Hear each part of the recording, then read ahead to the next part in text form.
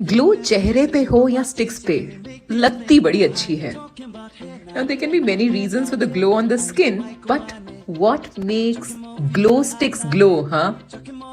Glow sticks में होते हैं दो main ingredients. The first one hydrogen peroxide, second one is phenyl oxalate ester.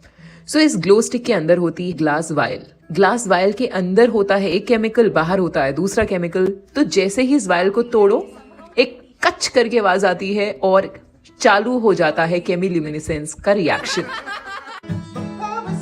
ये ग्लो है पार्टी की आन बान और शान.